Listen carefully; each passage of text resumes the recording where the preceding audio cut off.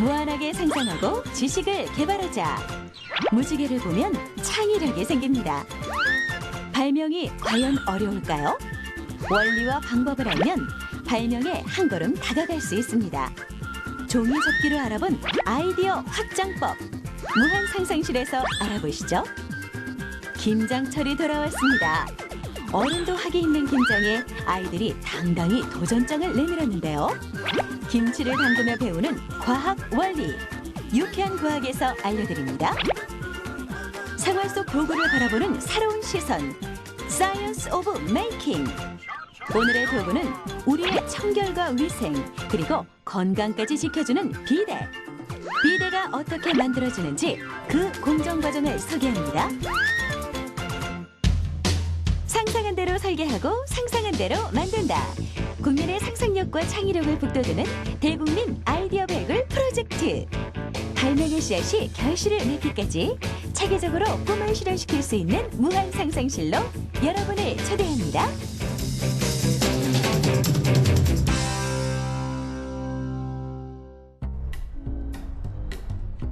구름 한 점 없는 파란 하늘.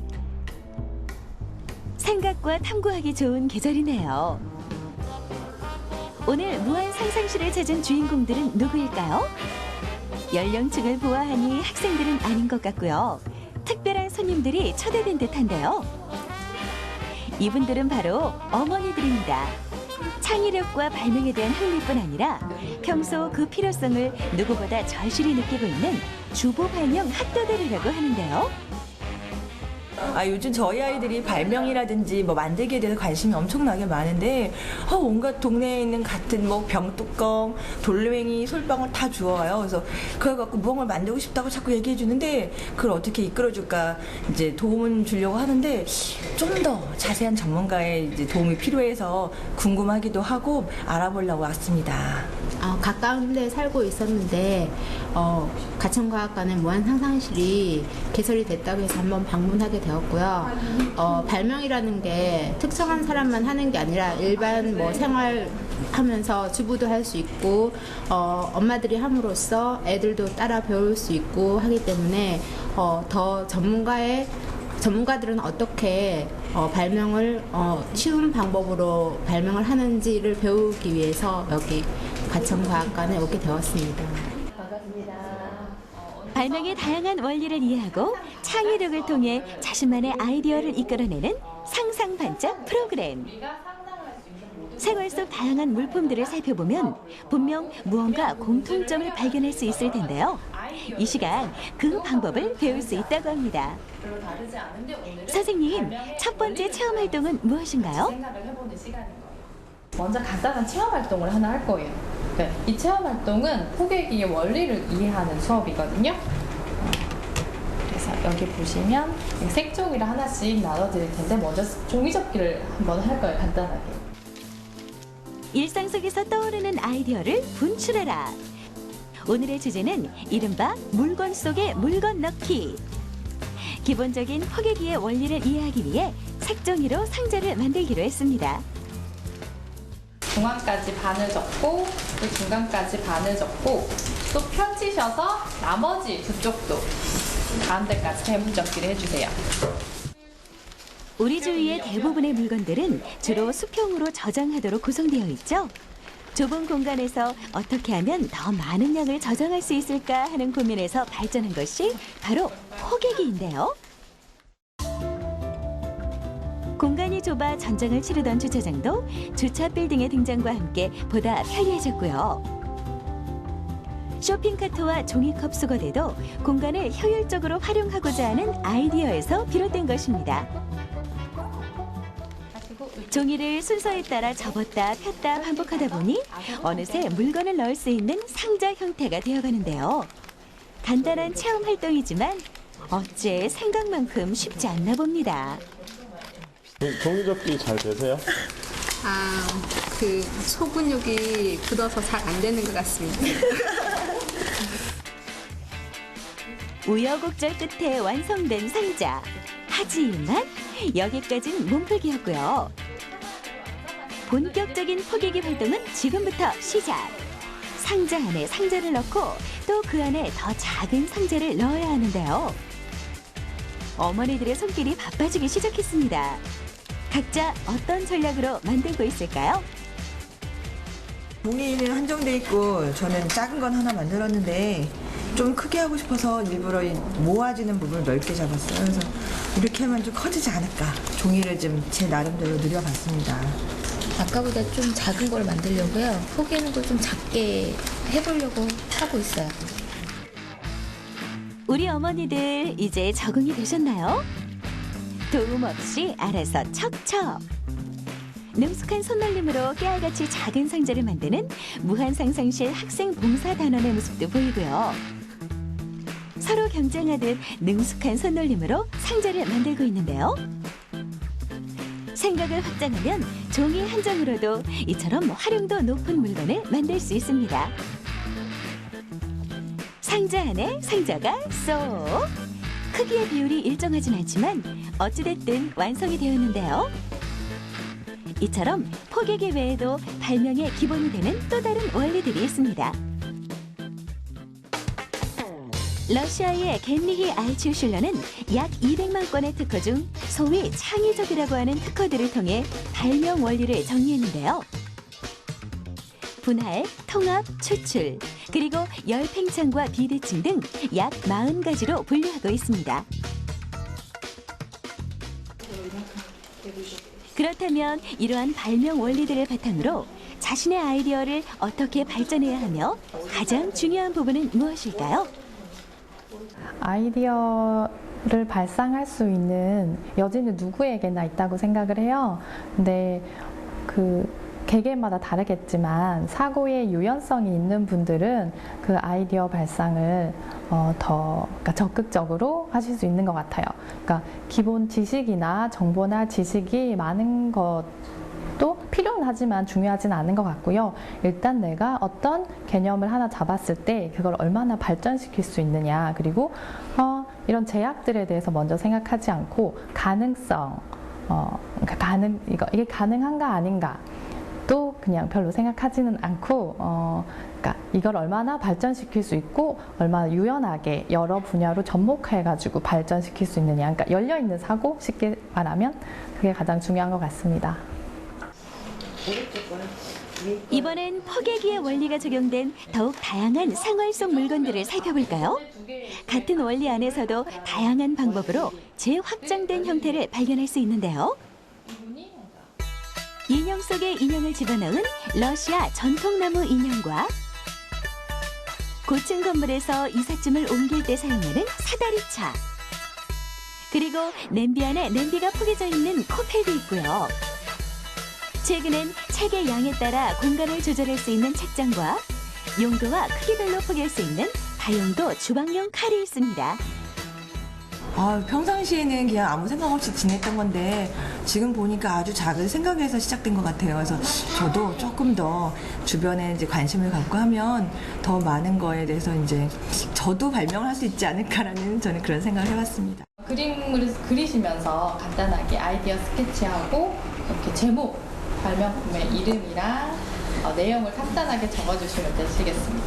오른쪽 위에 본인 이름 적어주시고요. 발명의 첫발을 내디딘 우리 어머니들. 이제 이 원리를 바탕으로 나만의 발명품을 그려보기로 했는데요. 생활 속에서 자신이 겪었던 불편함을 찾아내고 거기에 어떤 기능을 추가하면 좀 더 실용적으로 발전할 수 있을지 새로운 시각을 더하면 됩니다. 내 아이디어가 실현 가능할지, 남에게 웃음거리가 되지는 않을지 하는 걱정들과 소극적인 자세는 창의력을 방해하는 요소들인데요. 가장 중요한 건 노력과 자신감. 서툰 솜씨지만 머릿속에 떠오르는 이미지를 술술 그려봅니다. 발명은 물론 첫술에 배부를 수 없겠죠. 수없이 생각을 다듬고 다양한 방법들을 찾아가며 조금씩 발전해 나가는 것인데요. 다른 사람들에게 설명하는 동안 생각지 못한 아이디어가 떠오를 수도 있고요. 의견을 공유함으로써 더 나은 방법을 찾을 수도 있습니다. 수영복을 말리는 가방.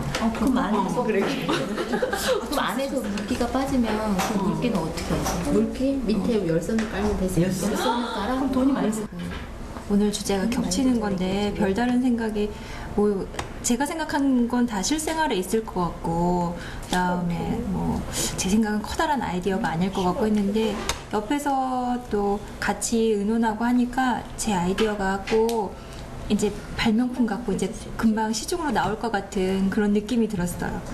처음에는 그게 포개기였나 싶을 정도로 우리 일상생활에서 많이 포개기를 사용하고 있었는데 막상 보니까 저것도 포개기였구나. 그러면 그 우리가 본 것 말고 새로운 포개기를 사용을 해서 우리가 또 더 편리하게 더 실용적으로 사용할 수 있는 게 어떤 건가 생각을 하게 되고 또 자꾸 이제 의논을 하다 보니까 그게 또 아이디어로 이렇게 또 나오게 되고 하니까 정말 유용한 것 같습니다.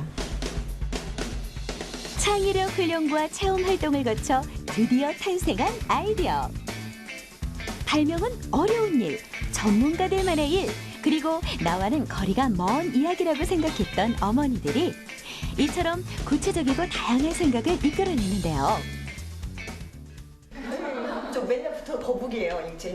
자, 그럼 어머니들의 야심찬 발명 아이디어를 살짝 엿볼까요?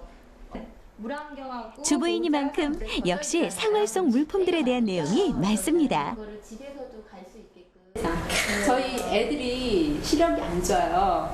그래서 그 안경을 자주 맞추러 가야 되는데 그냥 이제 시기에 따라서 바꾸는 것보다는 안경 알에 기스가 많이 나요. 그리고 이제 잘 때도 피곤하니까 안경 알을 이렇게 위로 올리고 놓고 자라 했는데도 항상 아침에 일어나면 안경 알이 밑으로 바닥에 내려가 있는 거예요. 그래서 안경을 자꾸 흠집이 나더라고요. 그래서 그냥 간단하게 요런 대를 만들어 갖고 그냥 안경 다리를 이렇게 끼워 놓고 그리고 이제 밤에 자면 이제 칫솔 살균기가 있잖아요. 그런 것처럼 그 자외선 살균기 같은 거 나와서 안경도 이렇게 좀 이렇게 닦아주고 뭐 살균도 해주고 그렇게 아침에 밝은 세상을 볼 수 있게 그렇게 이런 걸 하나 만들었으면 좋지 않을까 그러면서 생각을 해봤습니다. 세탁기 안에 세탁물을 꺼내서 그 앞에다 갖다 놓고 나중에 또 그걸 다시 들어서 거실로 가져가서 빨래를 널잖아요.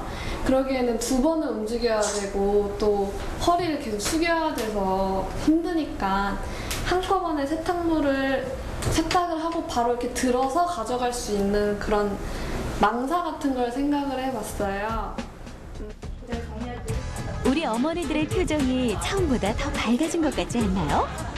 아이디어의 즐거움과 발명에 대한 자신감이 가득해 보입니다.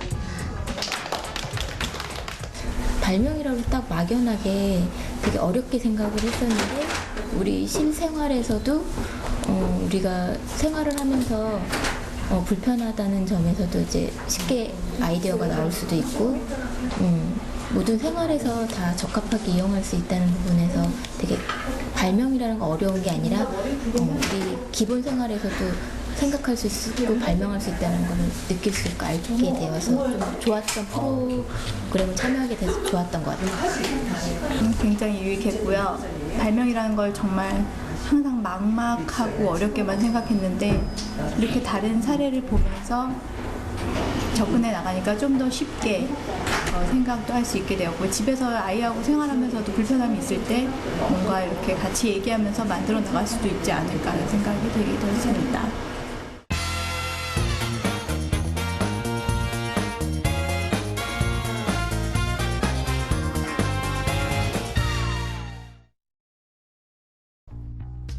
친구들과 함께 아이디어를 공유하고 이를 어떻게 실현할지에 대해 고민하는 상상 노하우 시간.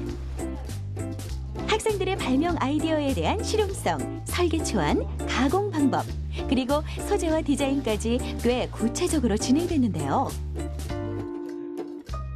2주 전 제1차 모임에선 학생들이 개인적으로 또는 모둠으로 설계한 아이디어를 공유하며 서로 보완점을 찾아가는 과정을 거쳤습니다.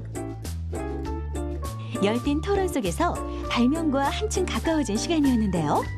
한계에 부딪혔을 상황도 함께함으로써 가능성을 발견했었죠. 2주 동안 아이디어 많이 발전시켜왔어요? 네, 많이까지는 아니고요. 좀 발전시켜왔어요. 일단은 저번에는 그냥 색이 없는 싹 다 충형색이었는데 이번에 저번에 다른 분이 내주신 아이디어를 넣어가지고 좀 나중에 상업적으로 이용을 할 때 좀 더 아이들에게 관심을 끌기 위해서 각 부분별로 이렇게 색을 넣어봤고요. 그 다음에 좀 더 그 재질 같은 거 좀 더 변경시켜봤습니다.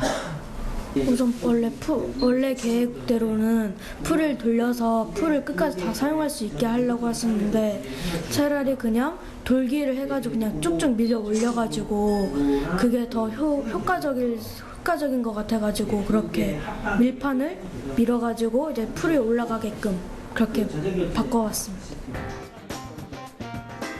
짧은 기간이었지만 아이디어의 개선점을 잘 정리한 학생들. 이번 시간에는 시제품의 소재 선정과 가공 방법에 대해 구체적으로 의논해 보기로 했습니다. 근데 와이어가 하나 필요한데 그 철로제 와이어 있잖아요.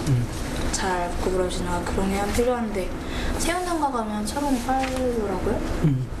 위에 뚜껑은 어떻게 하는지 모르겠는데 밑에 어항 같은 거는 다 3D 프린트로 그냥 커팅만 하면 될 것 같고요. 그다음에 여기 중간에 들어가 있는 두 개 얇은 채같이 생긴 판 그거는 좀 세밀하게 좀 커팅을 해줘야 될 것 같고. 그때 저희 얘기 나왔던 것 중에 지금 의견 반영을 하신 것 같아요. 네. 위에 그 튀어나온 부분에 측면도 쓰게 하자고. 콜젠트 구멍은 많은데 오히려 안 쓰는 게 더 많을 것 같아요. 안 쓰는. 그러니까 아무리 많이 써도 8개 달린 문어발 하나면 뭐 아무리 저렇게 사무용이라고 해도 그거 하나면 거의 다 되는데. 지난 시간에 논의됐던 의견들을 꼼꼼하게 반영한 학생들. 발명 아이디어를 현실화시키기 위한 구체적인 내용들이 오고 가는데요.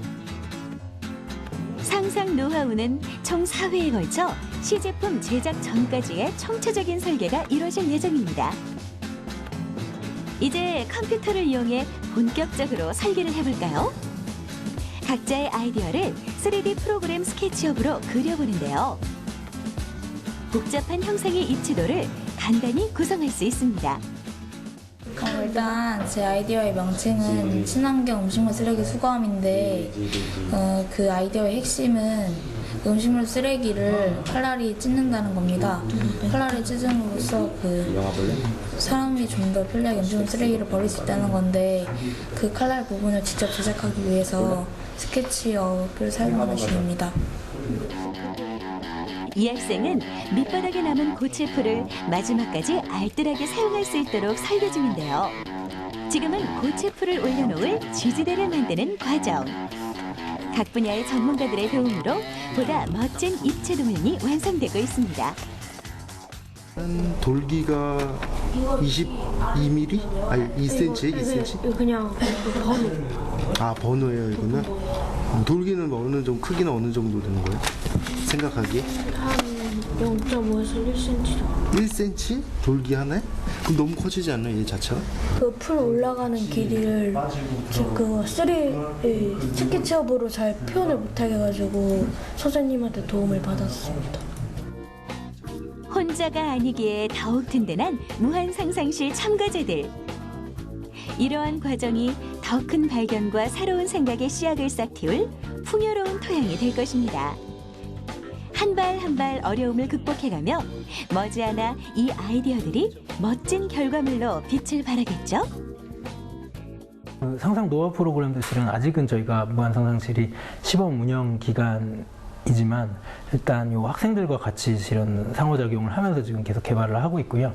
그래서 요 제작에 관련된 부분과 그다음에 그런 거기서 논의됐던 이야기들이 향후에는 점점 누적이 돼서 무한상상실의 어떤 재산이 될 거라는 생각이 들고요. 그래서 이후에 계속 이게 반복이 되고 뒤에 찾아오는 친구들 같은 경우는 앞서 경험을 했던 친구들의 그런 제작에 관련된 노하우들이 고스란히 이렇게 전수가 돼서 조금 더 뭔가 시제품을 만드는데 그 속도가 붙지 않을까 그렇게 생각해 봅니다.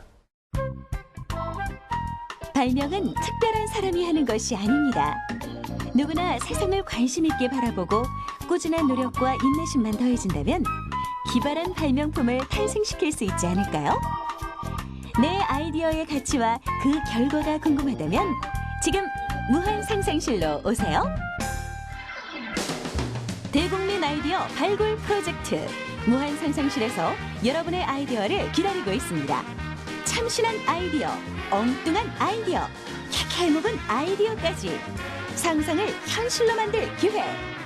채택되신 분들께는 소정의 상품을 드려요. YTN 사이언스 홈페이지에서 무지개를 찾으세요. 자세한 사항은 아래 홈페이지에서 확인하시기 바랍니다.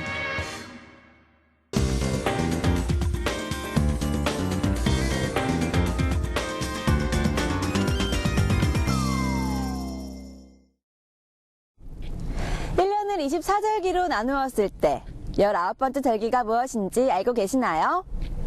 겨울이 시작된다는 의미로 붙여진 입동인데요.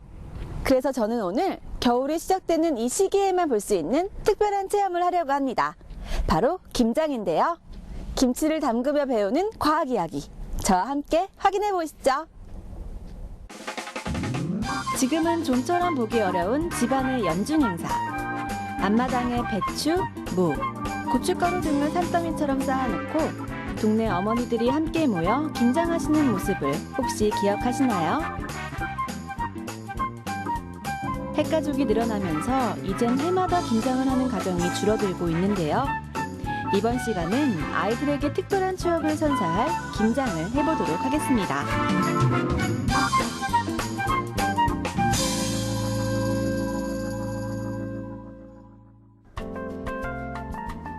경기도 양평에 위치한 여물리 마을. 도심에서 조금만 벗어나면 가슴이 시원해지는 드넓은 자연 풍경과 농촌의 모습을 감상할 수 있는데요. 조용한 마을의 정적을 깨는 소리. 이곳에 아이들이 찾아왔습니다. 우리 친구 오늘 뭐 하러 왔어요? 김치 담그러 왔어요. 김장하러 왔어요. 김치 만들 거예요. 김장을 시작하기 전 김장용 복장이 준비돼야겠죠? 머리수건과 고무장갑, 그리고 앞치마까지 말끔하게 착용 완료. 어머니들만 하시던 김치 담그는 일을 직접 해본다는 생각에 아이들은 한껏 들떠 있는데요. 과연 우리 친구들이 김장을 무사히 마칠 수 있을까요? 김치 어떻게 담그는지 알아요? 아니요, 잘 몰라요. 오늘 배울 거예요. 좀 신기하고 새로운 것 같아요. 우리 친구는 김치 속에 어떤 과학 원리가 들어있는지 알아요? 아니요, 잘 몰라요. 한국인의 대표 음식 김치. 김치에 대해서 차근차근 알아볼까요? 우리 민족은 언제부터 김치를 먹기 시작했을까요? 김치에 대한 기록은 고려시대의 문신 이규보가 쓴 동국이상국집에 처음 등장합니다. 당시 사람들이 만들어 먹었던 순무김치와 순무장아찌를 언급하고 있는데요. 고려시대에는 김치 재료로 배추보다 순무를 선호했다고 합니다. 재미있는 사실은 16세기 말에 일어난 임진왜란을 기준으로 그전에는 한반도에 고추가 도입되지 않았기 때문에 그동안의 김치는 우리가 생각하는 붉은 빛의 김치가 아니라는 것이죠.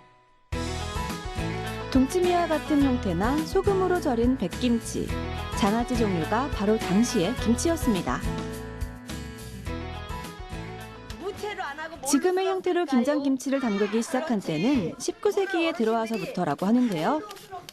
19세기부터 현재까지 이어오고 있는 우리의 김장김치를 친구들과 함께 담가볼까요? 김장 때는 엄마 가르쳐줘. 김장 때는 대파가 많이 들어갈까? 요 쪽파가 많이 들어갈까? 대자가 뭐야? 대학생 새우젓이 들어가고. 아이들은 김장김치를 담글 때 필요한 재료가 무엇인지 배우는데요. 재료의 이름을 하나씩 들어보니 한두 가지가 아닙니다. 또 뭐냐? 양파. 냄새 맡아봐. 맥주. 어떻게 알았어? 멸치 알아? 멸치. 멸치를 액젓으로 만든 거야. 그래서 김치엔 주재료인 배추와 무 외에도 미나리, 갓, 마늘, 파, 생강, 고춧가루, 그리고 액젓과 소금이 들어갑니다. 이걸 대놓고 여기다 대고 이렇게 밀으면 돼요. 이렇게 힘을 주고 봐봐. 힘을 쫙 주고 이렇게 돌려가면서. 김장김치 담그기. 첫 번째 단계는 무채치기입니다. 잡아. 힘을 줘 이렇게. 자, 위에 힘을 주는 거야. 해봐. 아이들이 채칼을 들고 무채치기에 도전하는데요. 보기와는 다르게 누가 마음대로 움직여주지 않더라고요. 얘가 너무 짧으면 얘가 돌아다녀서 지저분하고 두 번째 손가락 그걸 한 6cm라 그러거든? 4, 5cm, 한 5cm 돼. 자, 선생님 해보고 한 번씩 해보자. 조리도구 사용이 서투른 아이들. 쭉 밀어.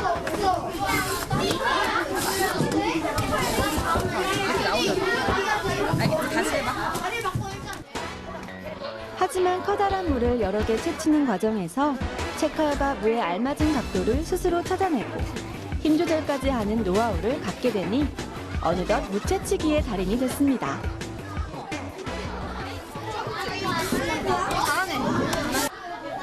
이 많은 무채를 아이들이 직접 해냈다는 게 대견하더라고요. 무에는 디아스타제라는 효소가 들어있는데요. 김치가 소화 흡수에 도움이 되는 이유는 무가 제 역할을 하기 때문입니다. 잠깐만. 얘들아, 일반은 좀 이따 나와. 무채가 준비됐으니 다음 단계로 넘어가 볼까요? 2반. 자자자자자자. 붉은 빛깔의 고춧가루 등장. 무채와 고춧가루를 버무려야 하는데요. 고사리 손이지만 모두가 함께 힘을 모으니 흰색의 무채가 조금씩 굵게 물이 듭니다.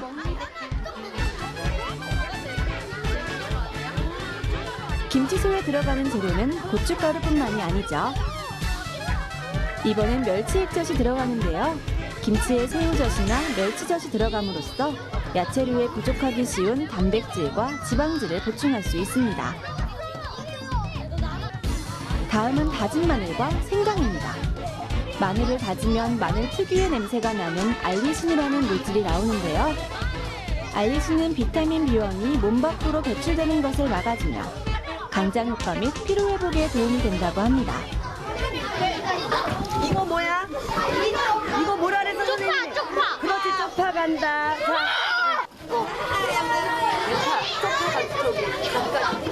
이외에도 갓과 미나리, 그리고 찹쌀죽 등이 들어가는데요. 지역마다 소 재료의 종류는 천차만별이라고 하더라고요.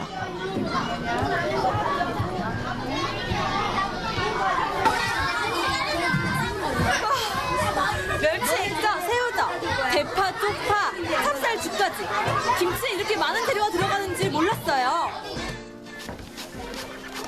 김치는 10가지 이상의 재료가 조화를 이룰 때 제맛을 낼 수 있다고 하는데요.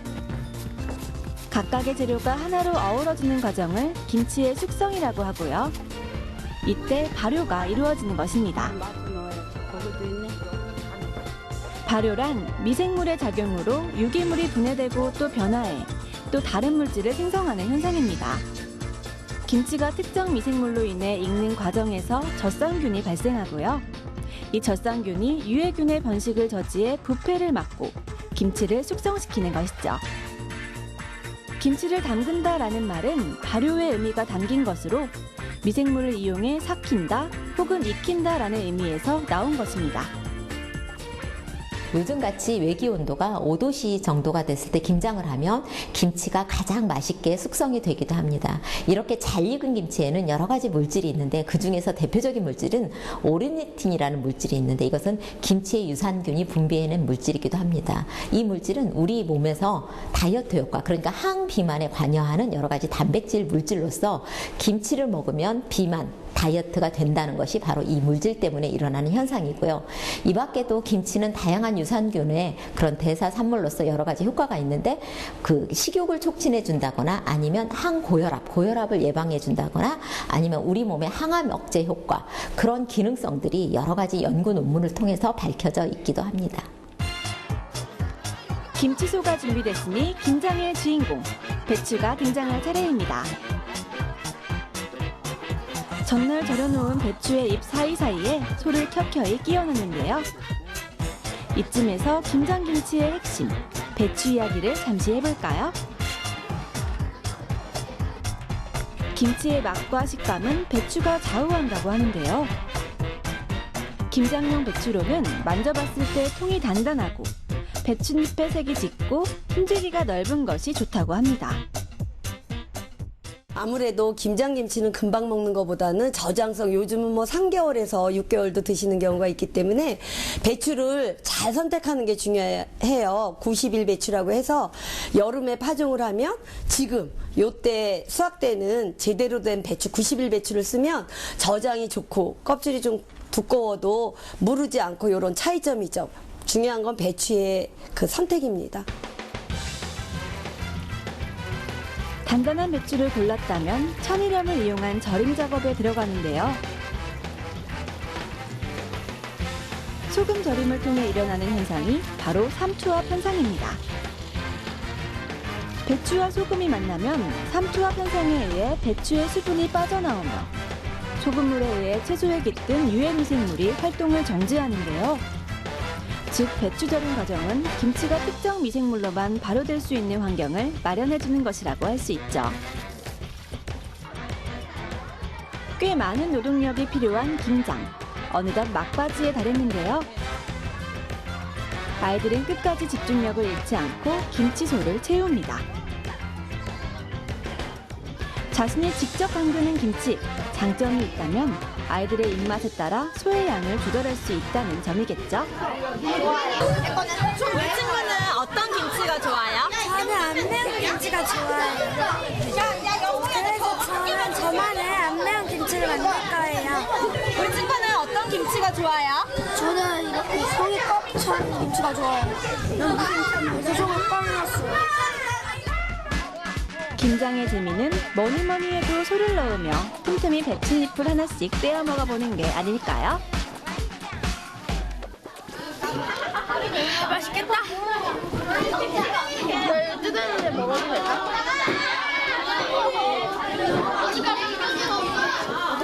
맛있어?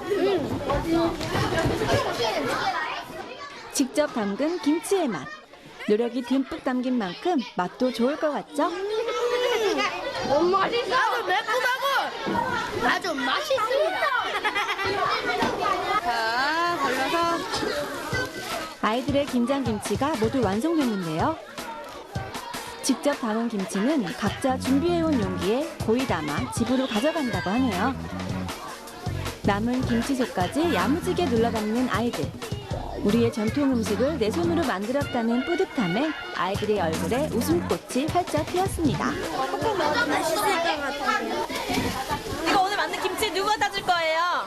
어머니랑 아버지한테 주시고. 어머니랑 이렇게 먹어보니까 평소에 엄마가 만들어준 김치랑 맛이 어때요? 이게 더 맛있어요. 왜요? 저희가 담궈서 정성이 담긴 처음인데 처음부터 끝까지 만들어봐서 더 좋았어요. 김치 속에 이렇게 많은 재료가 들어있는 것을 처음 알았어요. 김장을 마친 아이들. 연중 행사답게 고된 작업이었지만 김장김치를 손에 들고 집으로 향하는 아이들의 발걸음은 정말 가벼워 보였습니다. 재료가 많이 들어가는 것을 보고 신기했고 직접 만들어 보니까 재밌었어요. 찹쌀죽을 넣는 게 신기했고요. 엄마 심정이 어떨지 알 것 같았어요. 김장을 하며 김치 속에 깃든 과학 이야기를 살펴본 시간. 이제는 입안을 자극하는 음식의 홍수 속에서 우리의 대표 음식이 으뜸이라는 사실을 다시 한번 깨달아야 할 때입니다.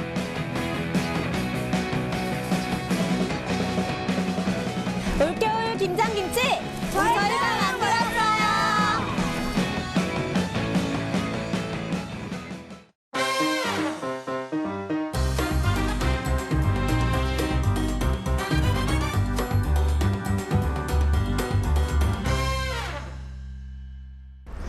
화장실 문화에 획을 그었던 사건은 푸세식 변기에서 수세식 변기로의 전환이었죠.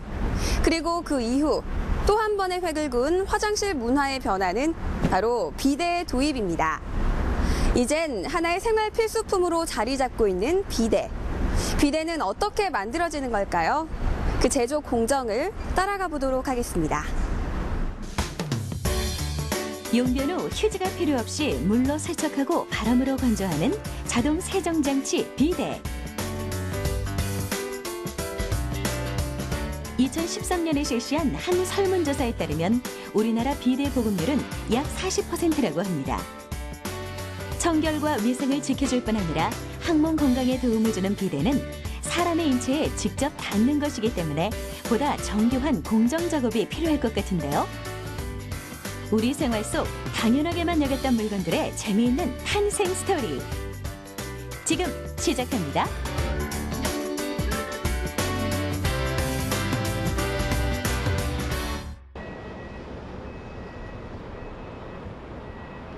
비데의 공정 과정을 알아보기 위해 찾아온 경기도 안산의 한 공장. 비데의 설계는 사람의 인체를 이해하는 것부터 시작한다고 하는데요. 과연 어떤 과정을 통해 디자인이 이루어질까요? 디자인을 살펴보면 비데는 체형이 다른 남녀노소 모두가 사용하기 때문에 세정 시 물줄기의 위치가 달라집니다. 그래서 노즐의 위치가 디자인의 핵심이 되겠죠. 또한 비데에 앉았을 때 안정감을 느낄 수 있는 변기 시트의 인체공학적 설계가 디자인의 중요한 요소가 됩니다.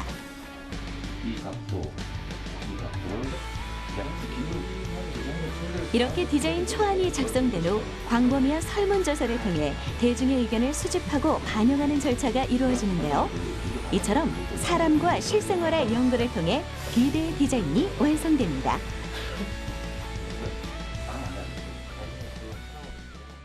비데라는 제품은 사람과 물과 전기가 동시에 사용되는 제품이므로 가장 중요한 것은 안정성이고요. 또한 모든 가족들이 같이 사용하기 때문에 사용 편리성이 뛰어난 제품이 가장 좋은 비데라고 할 수 있습니다.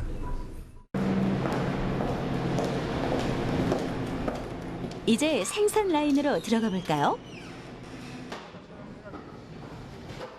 물탱크, 노즐, 변기 시트 등은 비데의 핵심 부품인데요.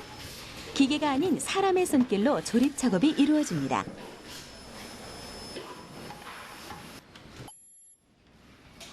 비데의 주요 역할을 담당하는 노즐은 세정 기능에 필요한 물이 나오는 장치로 물을 고르게 분사합니다. 그렇다면 노즐에서 물줄기가 나오는 원리는 무엇일까요? 바로 이 솔레노이드 밸브 때문인데요.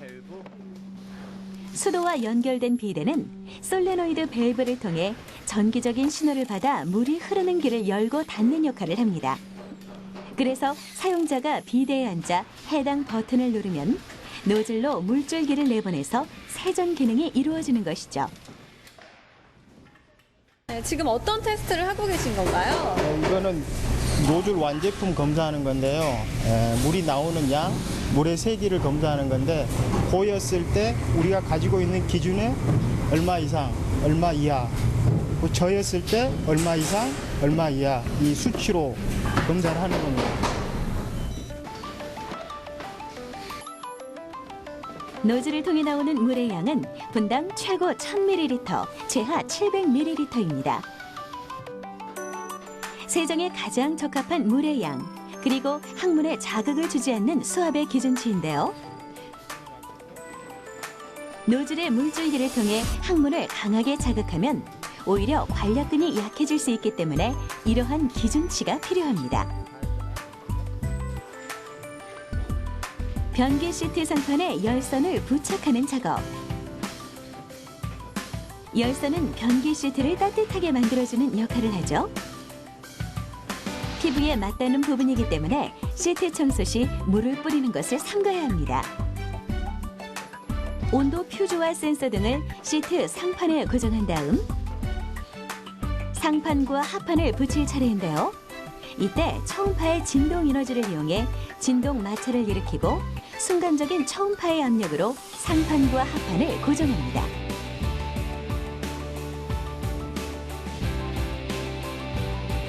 변기 시트가 완성됐는데요. 다음은 어떤 공정이 이루어질까요? 비데의 물탱크와 전원을 조립하는 과정, 투입 공정이라고 하는데요. 수도와 노즐 사이에 바로 물탱크가 위치합니다. 물탱크의 역할은 물을 저장해 놓고 신호를 받으면 노즐로 흘려보내주는 것이죠. 비데의 본체는 생각보다 복잡한 전선들을 연결해야 하는데요. 전선에 물이 닿으면 합선의 위험으로 고장이 발생할 수 있기 때문에 조립 시 집중력이 필요합니다. 다음은 PCB 공정입니다. PCB란 인쇄 회로기판인데요. 각종 부품들의 회로를 전기적으로 연결하는 단계입니다. PCB를 통해 비데의 모든 기능이 작동된다고 할 수 있죠.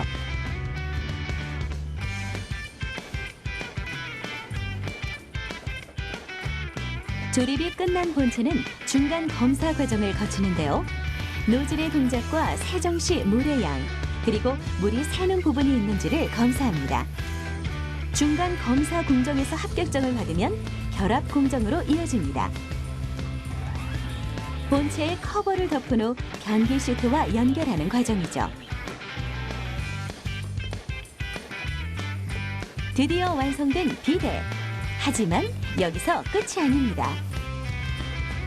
최종 검사에서 합격해야 상품으로 출고될 수 있는데요. 비데의 모든 기능이 정확히 작동하는지 검사하고 가장 중요한 노즐의 기능을 다시 한번 확인합니다. 그리고 변기 시트와 본체가 잘 연결됐는지, 또 커버 배관이 부드럽게 움직이는지에 대한 검사도 최종적으로 이루어집니다. 비데의 핵심은 세정력인데요. 세정력이 어느 정도인지 직접 테스트해 보도록 하겠습니다. 네, 여기요.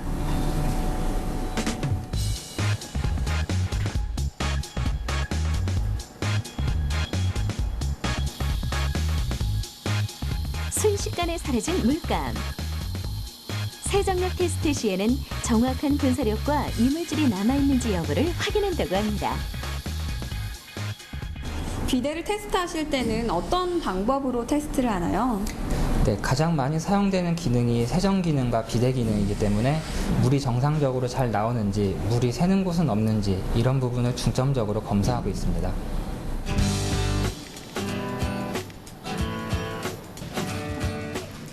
이렇게 모든 검사에서 최종 합격한 비데는 포장되어 출고됩니다.